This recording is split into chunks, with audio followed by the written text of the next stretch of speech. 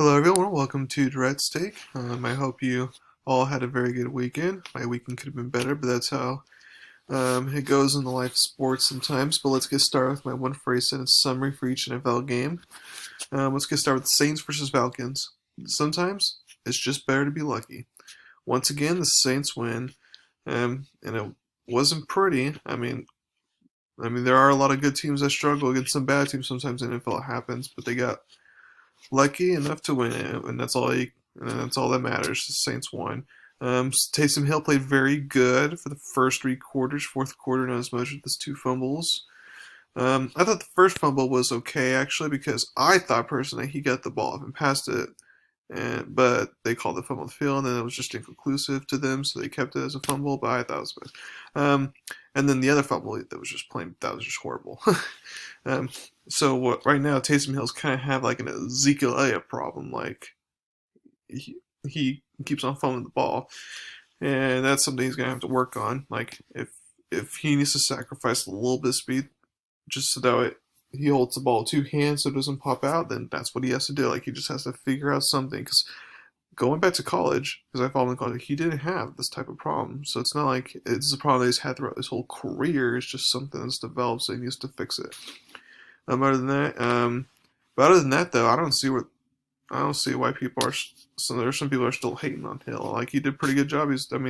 Obviously being with Champagne stuff helps, and obviously with Jets or something, he wouldn't be this good. But I feel like he's a good quarterback, and he should be the heir apparent after Drew Brees, at least for a year or two, and see if he continues his greatness. But yeah, and then I expect Brees to come back for the Chiefs game. So the fact that Taysom Hill can go 4-0, or if they lose next week and he starts 3-1, it's a great scenario for the Saints and the number one seed hopes, which they desperately need. Lions versus Bears. The urgent speech didn't work. After the beginning of the week, Coach Nagy called out his whole team in the press conference, saying "get it together," basically. Like he was like, and you can go look at the full speech, but that's what his best play together. But obviously, he said it in a more urgent and loud tone, if you will. But the team did not come out with that urgency. Well, the offense did their part for the most part, but defensively, they did not get that urgent speech, or they just didn't care about it. Because it looks like the Bears coach has lost. Matt Nagy has lost the locker room because the defense has been playing horrible last week. Nagy played against Aaron Rodgers last week, but to play against the Lions without their head coach and GM, just got fired like that. That was pretty pathetic there, and that was in Chicago as well. So cold weather and stuff like that should have been an advantage, but nope. So that means we talked about how like recent coaches like Matt Patricia and stuff and Dan Quinn have been fired this season, and we talk about how like Adam Gase and Anthony Lynn is the next to go, but I feel like Matt Nagy could very well be the next one to go. He's not. He's very much on the hot seat.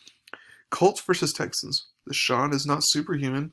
I think a lot of people think Watson is the QB that just makes things happen and is out of nothing. It's just kind of that, oh, he'll solve all the problems. Well, no, he'll do his best to solve all the problems, but doesn't mean he will. Kind of like Russell Wilson. And I think Russell Wilson's better than Deshaun Watson, but that's not a dig at Watson because Russell Wilson's pretty good. But it's like Wilson tries to do too much all the time, and the team I feel like is not as good when he has to be that way. And that's what I feel like is going on in Texans right now. Just a fumble on the 2-yard line, second and goal to potentially win the game. I mean, it just shows that he's human and he makes mistakes. Bengals versus Dolphins. Just not ready. I'm sorry, but my eyes are telling me that the Dolphins play to the level of their competition. Against the Rams, they play lights out. Against the Broncos, now Bengals, they struggle to score. This is not a sign of a playoff team, in my opinion. In that they're lucky, and that if they get lucky to sneak in, then they're going to go home real fast. Jaguars versus Vikings. Just win. It's nice when a game is expected to be lopsided, and it ends up being close. I mean, not so much for a team that's expected to win by a lot, but for us as fans, it's nice. But the Vikings, kind of like the Raiders, which I'll get to in a little bit. They need to play better. However, now at 6-6, Minnesota now is currently in the seventh spot, the last wild card spot here, which is important. Now, I think Arizona will end up getting that last spot, just because I feel like they're I feel like they're a better team than Minnesota currently right now, and I feel like Minnesota is going to have to play a couple more hard games versus Arizona's schedule, where I feel like they can get a couple more wins and get at least 8.5, not 9-7. So I feel like Arizona again, but don't be surprised if Minnesota is contending with them at the end of the season. Raiders versus Jets, no pass. Yes, Raiders won, but they should have lost against the worst team in the NFL. So for the people who are buying their playoff stock and potentially Cinderella Super Bowl contender stock a couple weeks ago, sell it. I'm gonna pass on that. I'm not gonna buy on the Raiders stock right now. Browns versus Titans. Pass, and more pass. It was surprising to see Baker lighten them up. I think the Titans thought they would come in and run the ball and stuff like that, like they usually do. But then all of a sudden they see Baker torching up and all those wide receivers getting open and stuff, and the secondary is like, whoa, we didn't expect this.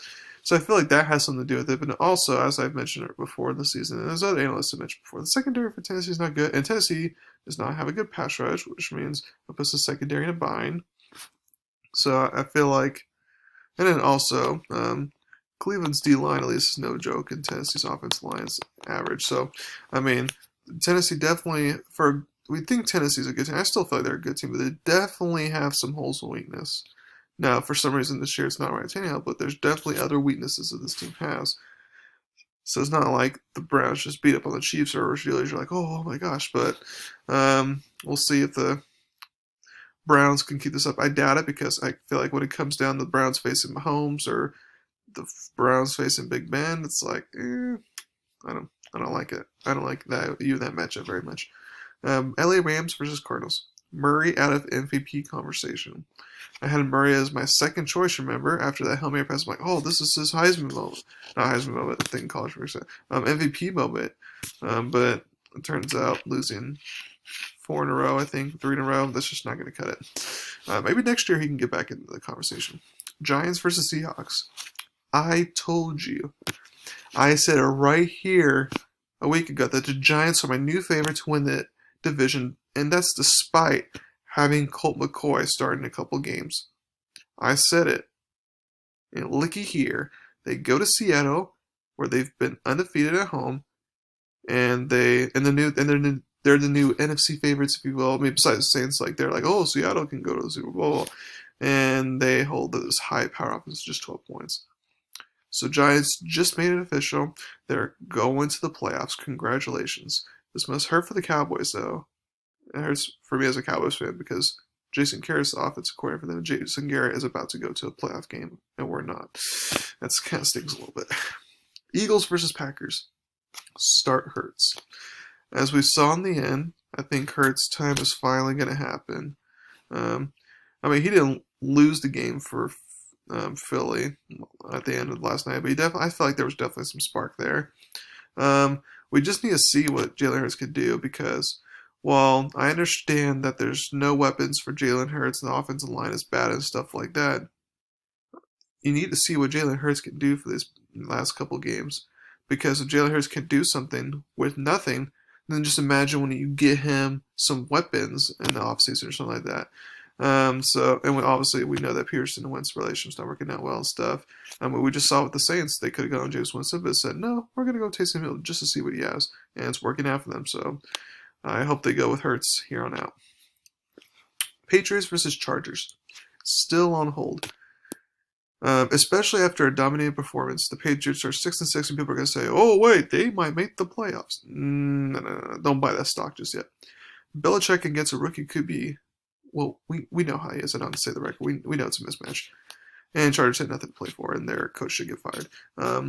But Patriots, they still have to go to the Rams, and then they have to host the Buffalo Bills and the Miami Dolphins, and then they go to Miami.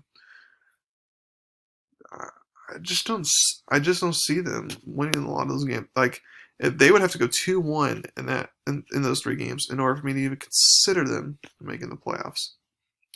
Honestly, I think 9-7 got cut this year, even if they get to that point. But that's why I feel like they can get lucky, win one of those games. But I thought they go 1-2 that stretch, and they're not going to make the playoffs. So therefore, I'm going to hold my stock for now. And if the Patriots beat the Rams this weekend, then we're having a different conversation.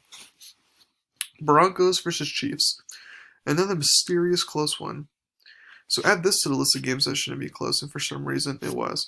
That's it's a division rival, co-weather, blah blah blah. So those are elements for low scoring, close game, but still, for a week that looks boring for the most part on paper, turned out to be really good.